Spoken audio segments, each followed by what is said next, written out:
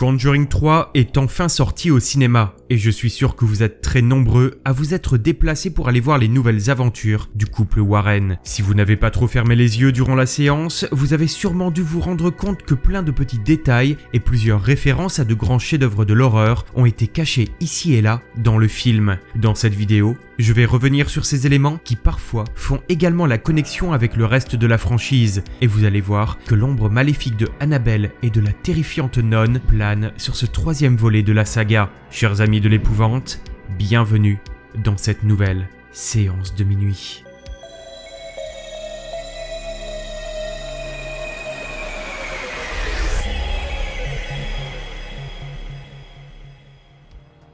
Dès le début du film, nous avons le droit à un hommage au chef-d'œuvre de William Friedkin, L'Exorciste. Dans cette scène, quand le prêtre arrive à la maison des Glatzel, on reconnaît immédiatement à sa silhouette la référence faite au père Merrin quand il arrive devant la demeure de Regan. Chapeau sur la tête, grand manteau et valise à la main, les deux prêtres sont tous les deux prêts à venir affronter le diable. On remarque également une silhouette à la fenêtre qui rappelle évidemment le Psychose d'Alfred Hitchcock, film que l'on peut retrouver lors de la scène de la baignoire dans laquelle se cache le jeune David, qui fait également référence à ce chef-d'œuvre, bien qu'il y ait quand même beaucoup plus de sang dans ce Conjuring. Dans la scène où le jeune David explore la maison, il découvre un vieux lit avec un matelas à eau. On peut retrouver une scène similaire dans le 4e chapitre de Freddy, nommé Le Cauchemar de Freddy. Dans ce film, Joey se retrouve sur un lit identique et se fait attaquer par l'horrible tueur aux griffes acérées qui surgira du matelas pour le noyer. Si ce film a été une référence pour Michael Chavez, c'est aussi un détail basé sur la véritable histoire sur laquelle se base Conjuring 3. Le petit David, frère de la petite amie de Arnie Cheyenne Johnson, a bien joué sur un matelas à eau dans la nouvelle maison du jeune couple juste avant de devoir faire face à une terrifiante apparition.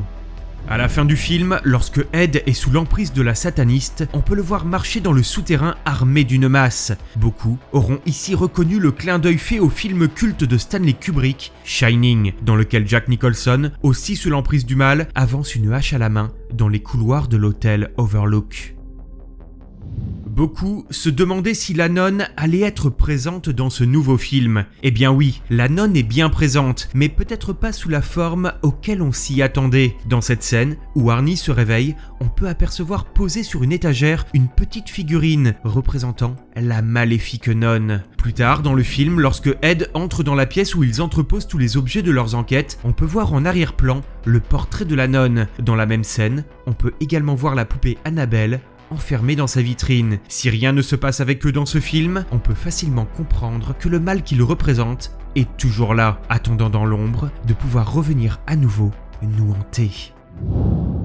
Certains liens sont également faits avec d'autres films de la saga Conjuring. Un court passage du film montre que les membres de la famille Perron ont envoyé un bouquet de fleurs à Lorraine. Il s'agit là de la famille du premier film qui était tourmentée par les esprits dans leur maison. Mais là où c'est plus intéressant, c'est le passage où Kastner, l'ancien prêtre, explique au couple Warren que les totems qu'ils ont retrouvés ressemblent à ceux utilisés par les disciples du bélier. Les disciples du bélier sont les mêmes que l'on peut voir dans le premier film Annabelle. Si pour le moment, on n'en sait pas plus sur cette secte, on comprend qu'elle continue de faire le lien entre les films et qu'elle révélera sûrement son importance plus tard dans la saga. Le lien entre Conjuring 3 et Annabelle se fait également au travers du nom Palmary, qui est le nom de la morgue dans lequel se rendent les Warren pour retrouver le corps de Jessica. Mais c'est aussi le nom de l'immeuble dans lequel John et Mia, le couple du film Annabelle, déménagent. Mais Palmary est aussi le nom de famille de Bob dans Annabelle, la maison du mal. Peut-être que vous aussi avez également noté quelques références ou liens intéressants avec les autres films de la franchise. Dans ce cas, n'hésitez pas à m'en faire part en commentaire. Si vous avez aimé cette vidéo, n'hésitez pas à la liker et à vous abonner pour ne pas manquer les prochaines. En attendant, je vous remercie de m'avoir écouté et vous dis à très bientôt pour une prochaine séance de minuit.